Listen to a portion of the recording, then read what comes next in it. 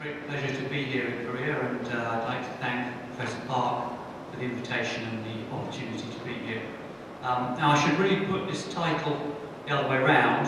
What I'm mainly going to talk about is chemical product design, and in particular the teaching of chemical product design.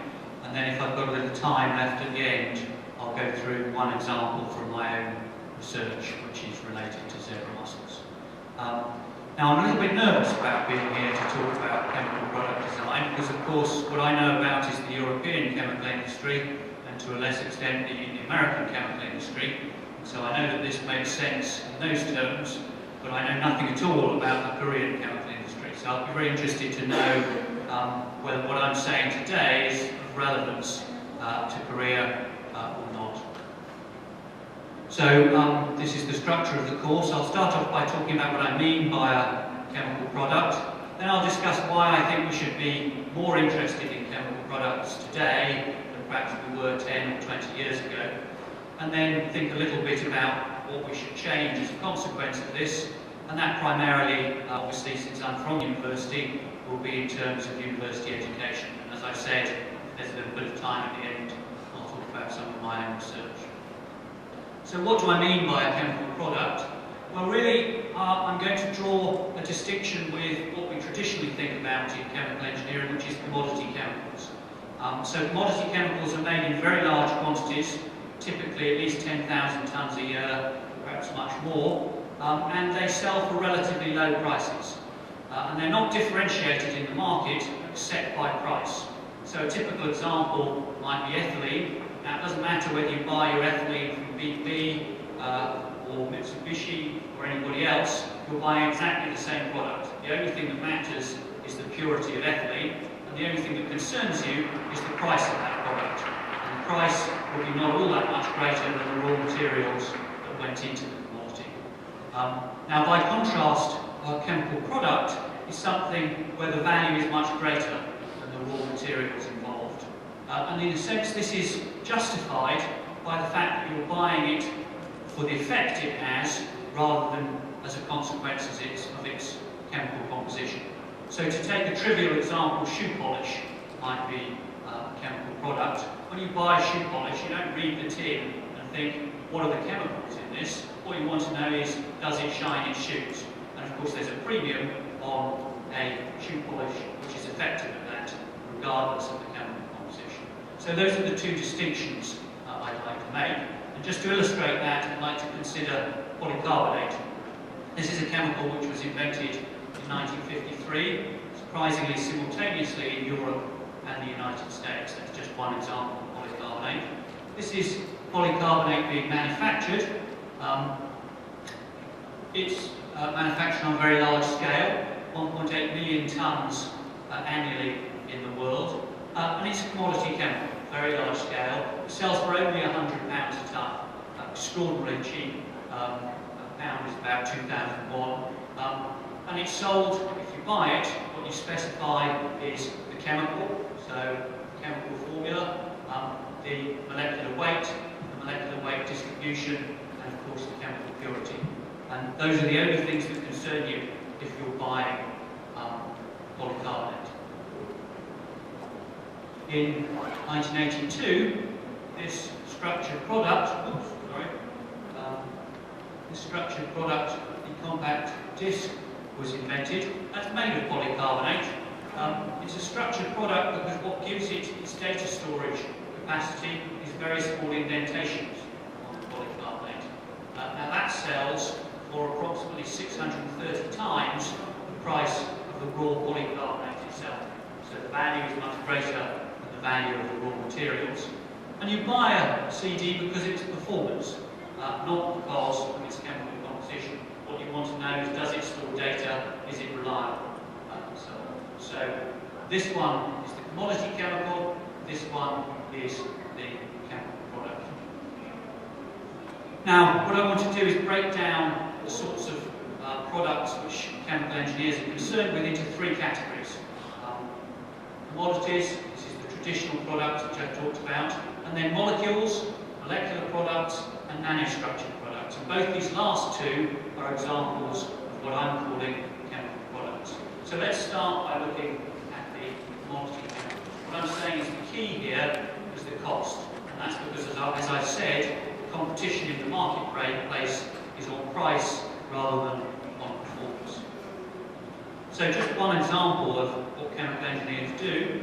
This is a plot of the height of a transfer unit within a packed column, for example, for absorption, against the types of technology used and the year in the last century. What you can see is there's been a linear decrease in the height of the transfer unit. That's a linear increase in efficiency, essentially. So this is a tribute to how effective we as chemical engineers have been over 100 years or so in improving this particular process, absorption in packed columns. And the interesting thing here is there's no sign of this stopping. This is not asymptoting, this is going straight down. So this indicates that this is probably something we should keep doing, and there's still increased value to come out of this. But of course we know how to do this. We do it on the basis of unit operations, and I think that plot says we should sustain our activity and keep trying. Now, the next category, molecular products, is somewhat different. Now, I've just given two examples here. Penicillin you'll all be familiar with. I'm sure you remember the story of Alexander Fleming discovering penicillin on a cantaloupe melon, which was in his rubbish bin, extracted some of the mould from that and grew it, and it turned out that was penicillin. And then Premarin, you may not have heard of. This is a drug used for women post-menopausal, so hot flushes and so on. And this is one of the biggest selling drugs in the United States. And it's made from an extract of the urine of pregnant horses. Again, discovered somewhat by chance as a natural product. And I think what's interesting about these two products is both of them are natural products, at least in origin, and both of them have somewhat surprising discovery routes. Now this is what's called a Minard plot. This is one of the early examples of graphic display, and what it shows is Napoleon's march on Moscow in 1812, 1813. And what you can see is the width of this line here gives the numbers of soldiers invading Russia. This line, brown line here, is the march to Moscow, and the black line is the march back. And it shows the geographical locations, and the width of the line gives the numbers of soldiers. And then this scale here gives you the temperature, going from 0 degrees C to a pretty chilly minus 38 degrees C. So what you can see is this was a pretty disastrous expedition. We started off with 472,000 people and ended up with 10,000. So 1 in 472 of the invading French army returned. In terms of drug discovery, that failure would be considered a great success. So if you could get 1 in 472 of the chemicals you try to be a successful drug, you'd be extremely pleased as a drugs company. And for that reason, the molecular products industry is always going to be dominated by the discovery section, and that's largely going to be by chemists and biochemists. So let me give you one more realistic example of that. It's a drug called Zoladex, made by AstraZeneca in the UK, in Huddersfield. Zoladex is a drug for treating breast cancer, and you need, if you're a patient, you need only 3.6 milligrams per month as a treatment. There are 500,000 patients in the year. That translates, in the world, that translates to a production of about 22 kilograms per year. And that value, that has a value of $500 million per year. So 22 kilograms of product, $500 million. That's quite serious value added. Now, this is the plant, so it isn't a very clear picture, but this is the plant in which those 22 kilograms a year are made. You can see there's a person here to give you a scale. Somewhere here, roughly there, is the reactor tank where it's all made. And actually, that's not even quite accurate. It's not just the case that that is producing $500 million of chemical. Actually, it's all made in 3 weeks each year, and the rest of the year that plant does something else. So I think that illustrates that the role of chemical engineering is certainly there. I mean, someone's got to run that plant, design that plant, do the separations and purifications, but it's a very different and much smaller role than, for example, in ethylene production. Now, the delivery of Zoladex is quite difficult because it's one of the drugs that you digest in your stomach, so you can't take it orally. And so the traditional method was to take several injections per day to keep the level of the drug high within your body. And what AstraZeneca did was invent an injectable polymer, a erodible polymer, which could be injected under the skin, and over 3 months that injected polymer erodes and gives you your dose of 3.6 milligrams per month very evenly. Now that took many months to develop, but it's still actually far from perfect. So this is the needle you inject it with. You can see the size of that thing, so you can imagine the size of the needle. And this is the injection process, a very somewhat unpleasant process. So, although this took many months, I'm sure that if they'd spent a few more months, they could have come up with a much smaller and less painful injection method for the erodible polymer. However, $500 million a year translates to about $1.5 million per day. So every day you spend doing research on the delivery system is $1.5 million less in profit. So the incentive is very much to do this fast rather than to do it perfectly well. But again, you see this will have been developed by chemical engineers, this will have been developed by chemical engineers. So molecular products are dominated by discovery, but there certainly is a role for chemical engineers in their production, and particularly in their delivery. So what we see in the second column is you've got to do this fast. That's $1.5 million a day lost if you don't get your Zoladex onto the market. The key thing is discovering new chemicals. That's what's really difficult in this area, and therefore the chemistry is key. Nonetheless, chemical engineering has a role. So now I want to move on to these nanostructured products. Nanostructured products are those whose function depends not only on the chemical composition, but also the structure at perhaps the micrometer or nanometer level. Nature is very good at making nanostructured products. This is a chemical reactor here designed for making grass into beef. Unfortunately, it only has an efficiency of about 7%, but I'm sure that if you think about how you would design a chemical reactor to make beef from grass, you can see that it's quite a triumph to be able to do that so consistently and so efficiently. Now, beef, of course, is a nanostructured product. What makes beef tasty is its texture. Its texture is determined by its structure at the micrometer, perhaps even the nanometer level, and of course the relationship between the protein and the fat in the beef. So that beautiful marble effect, again, that's a microstructure. It's a microstructured product. So nature does it very well by self-assembly, but of course we in the chemical industry do it as well. And one example where it's very important is ice cream. So this is a micrograph of ice cream here.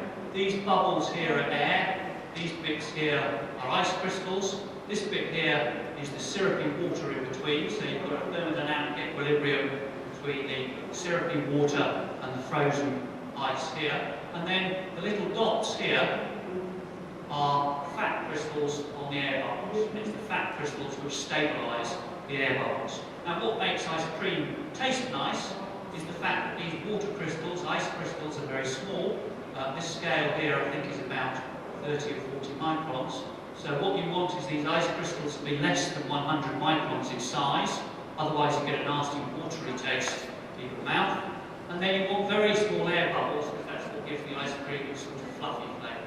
So what's difficult about making ice cream is not putting the chemical ingredients in. Anyone can grind up strawberries or blueberries or whatever and put them into milk.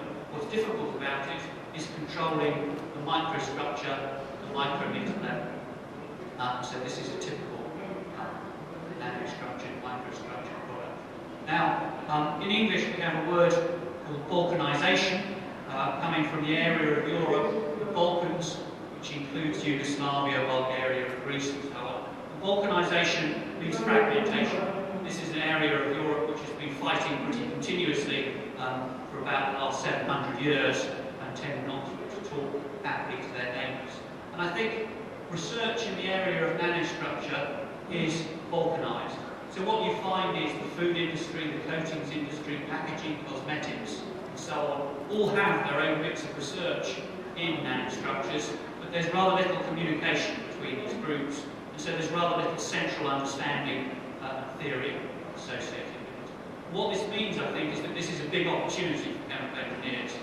So the key for nanostructured products is getting the right function, getting your ice cream to have the right mouthfeel. You don't care exactly what's in it or how you achieve it, it's function which is key, and therefore it's controlling properties, controlling the chemistry, controlling the structure to get the properties right. Now this is an area where no one is really dominant at the moment, what I meant by the vulcanization of the subject. And this is an area where we as chemical engineers have a lot to contribute. It's all about mixing, it's all about thermodynamics, kinetics and so on. It's something where our skills will make a big contribution. So what conclusions am I drawing here? Well, first of all, the commodity business we're doing very well, and we should keep doing it. Secondly, there's a big industry in molecular products where chemical engineers have a role, but probably not the primary role. And then there's a really fast increasing area of nanostructured products where we need to make sure that our contribution is at the leading edge, and there's a big opportunity there. So why am I giving this talk now? Why now rather than 20 or 30 years ago, say? Well, this is a picture of Teesside. Teesside is sort of the British equivalent of Ulsan, the major chemical centre in Britain, and actually one of the major ones in Europe. And when I entered chemical engineering, I actually went to work there for about a year. It's all distillation columns, big bits of chemical equipment. And that's what I thought chemical engineering was about when I started. And yet what my students went off to do was to make rather small things like this: breakfast cereals, pills, bits of electronic equipment. In fact, my very first student designed a small tin in which Pringles were sold. So actually, the students seem to be going and doing something rather different to what we were teaching them, which was this large-scale chemical engineering.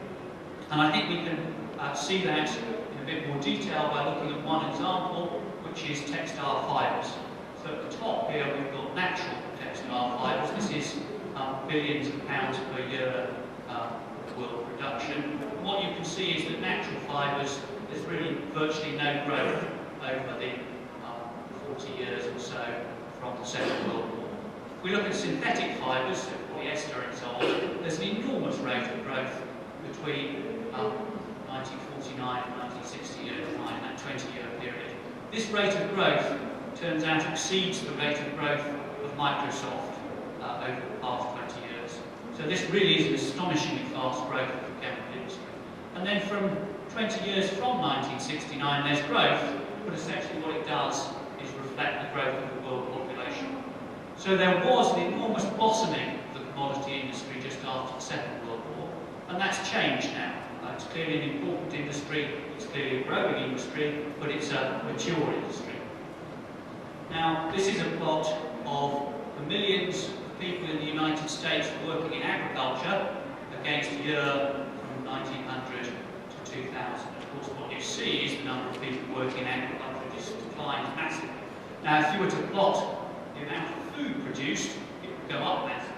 So this is something of a parallel to the commodity chemical industry. We're producing more and more chemicals, but we need fewer and fewer people to do it. And so the question is, does that mean that chemical engineering is rather like farmers, but 100 years old? Is what's happening is we just need fewer and fewer of us. Now, of course, I'm going to argue that that's not true. Here's a quote from Leibniz: "It's unworthy for men of excellence to labour like slaves over tasks that could safely be relegated to machines." So what's happening is increasing mechanisation, decreasing numbers of people. Now, this, of course, is a very good thing. It means we're getting more efficient by doing things better. This is a result of that plot I showed you about the absorption column, height of the transfer unit decreasing. Now, I think the difference between chemical engineers and farmers is that your average farm labourer is unskilled, whereas your average chemical engineer is very skilled. So what we need to do is find new areas, larger areas in which our skills are valued. Of course, what I've just argued is that there are two such areas immediately available. One, the molecular products, and perhaps more important, the nanostructured and microstructured products that I mentioned before. Now, this is just a plot of where our graduates, actually this is Cambridge and Minnesota, Minnesota graduates went in 1975 and 1994. So blue is product industries and red is commodity industries. What you can see is, well, of course, the commodity industries are still important, but we're now dominated by people who go off and work in product-related sectors rather than commodity sectors. So certainly it seems to be where the jobs are going. The IChemE is the Institute of Chemical Engineers. That's the British equivalent of the Korean Institute of Chemical Engineers, so our equivalent of the body that's meeting today. This is their annual report from last year. As you can see, there's not much evidence of commodity chemicals on the cover of that. It's all microstructured products, devices, and molecular products. So it's the sorts of things in the second and third column I was talking about, rather than the commodities we might be used to. And this is some of the propaganda they use in schools to try and recruit people into chemical engineering. And again, what we see is it's hair gel, it's the materials used to make shoes, and it's ice cream. All three of those are microstructured products. So all three of those would be in our third column rather than the first column. So certainly the IChemE seems to think that this is an area in which chemical engineering can play an important role and perhaps is heading. This is a list of the 10 top British companies. BP and Shell obviously are commodity chemical companies. So this illustrates commodity chemicals are still a very important business.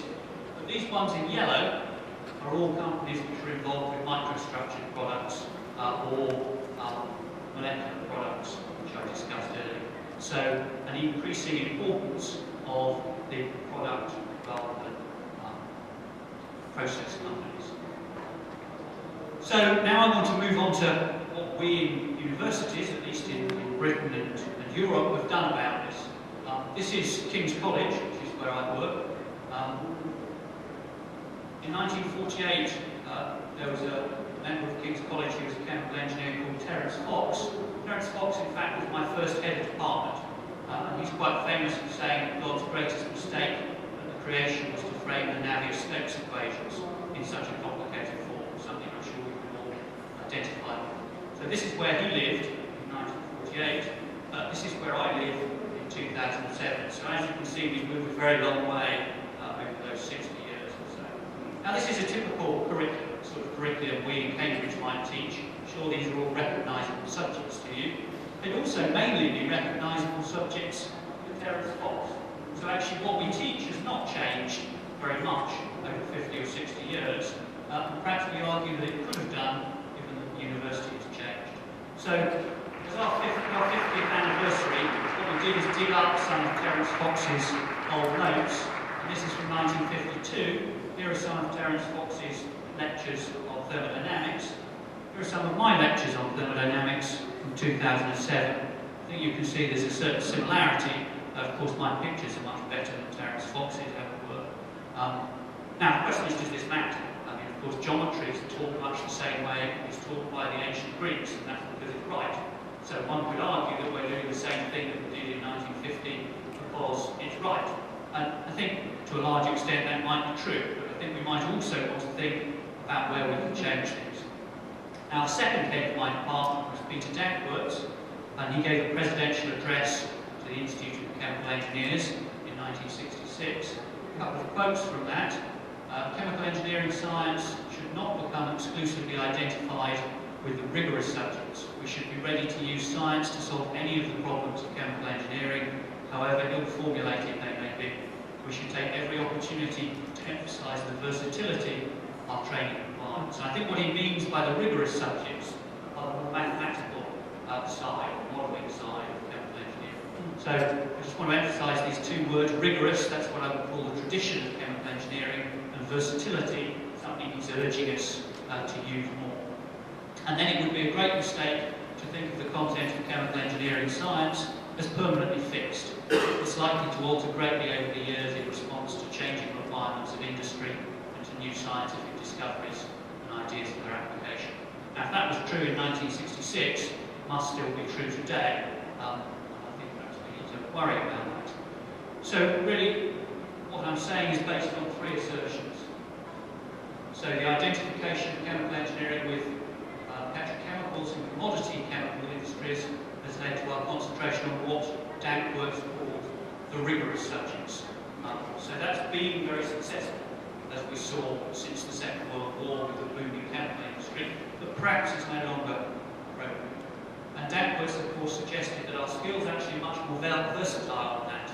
So this is how we might avoid becoming the farmers of the next millennium or next century.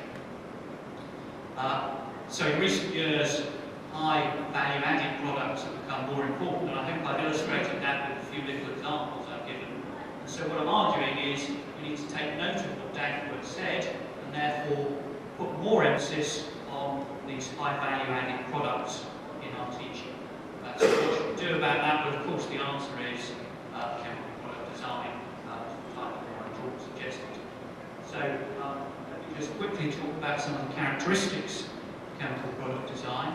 The problems tend to be poorly defined. So a typical process engineering problem might be how can we make 1,000 tons of ammonia as cheaply as possible? It's a very well-defined problem.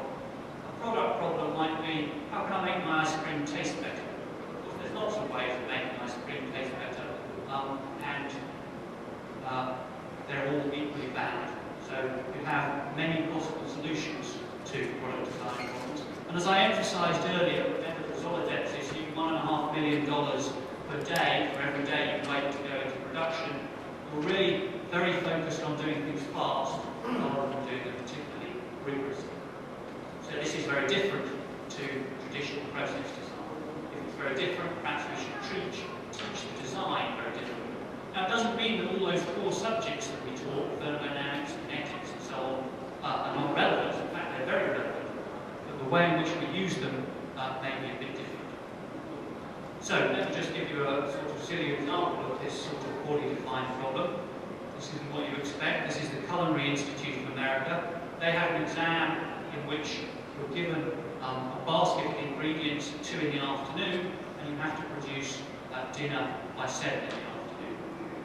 Now obviously there's lots of menus you can produce as a consequence of this. I'm sure if you just think of the great variety of types of kimchi which can be tasty, you can immediately see there's no one answer to this problem, though of course there's lots of bad answers. So it's a problem which is not very well defined, which has many solutions, and of course you've got to do it fast because you've got to have it there in ready time for people eating dinner.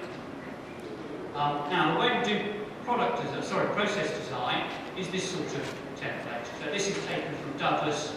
I'm sure many of you will have come across that. What we're proposing is that we use a scheme rather like Douglas, but for product design. This is the sort of thing you might come up with. And there's really two differences here, two particularly significant differences. The first is that you need to start earlier. So you're identifying needs, you're finding ideas, and then you're choosing ideas. So the difference here is that before you can decide how to make something, in product design you have to decide what to make. So 1, 2 and 3 are what do we make, and then 4 basically is all of these steps of process design. But because you're so emphasising speed rather than efficiency, and also because efficiency is less important because the value of the product is higher, it means that this last step, which is all of process design, is de-emphasised in product design. So you have a front end which doesn't exist in process design, which is the what should we make, and then the manufacturer is de-emphasised. Now, I'm afraid I'm running out of time, so I'm not really going to be able to talk about my own example. Just to give you an idea of what it was, zebra mussels are an invasive species of mussel. This is like the thing you eat. That's like the edible mussel, except that it's a freshwater mussel. And it's an invasive species. It has larvae moving around in water. It was invaded the US between 89 and 99. It spread all over the eastern seaboard. And the problem is, how do you kill that zebra mussel effectively without causing environmental damage? Now, I haven't got time to go into that, but I'll just skip through these slides. These show what a big problem it was. This is the current solution. This is ideas for a new solution. This is our solution, which is a toxin encapsulated within an edible exterior. So the mussels think it's food. filter it out of the water, and it kills them. So the advantage here is that rather than closing up when you put toxin in the water, they think it's food, they filter it into themselves, they do the concentration for you, so it's a much more efficient way of killing them. So the selection phase involves deciding that that's a good product, and then the manufacturing phase involves thinking of a way of making it. Here's the product, electron microscope product. This is the toxic ingredient, and this is the waterproof edible covering. And there's some testing showing it works, and then here's my conclusions. So the first conclusion is, I think industry has changed, at least in Europe and the US, over the last 10 or 20 years, and the change has been towards high added value products and away from commodity chemicals. We in education obviously need to respond to that. Now my conclusion really is that the basic core courses we teach are still very relevant. They're very relevant to structured products, to at least the delivery and production of molecular products, just as they were to commodity chemicals. But we need to think of new ways of applying those basic principles. And that means we need to design products as well as processes. And then the final conclusion is that just like for process design, where you need a template of the sort of Douglas, we need a template for product design. And what I've shown you is one possible template based on needs, ideas, selection, and manufacturing. Finally, I'd just like to thank Paul Elliott, who's a graduate student of mine, David Moggridge. Those both worked on the Zebra Mussel project as a funding body, and Ed Cussler, who's my co-author on a book on chemical product design, who works in Minnesota. Thank you very much.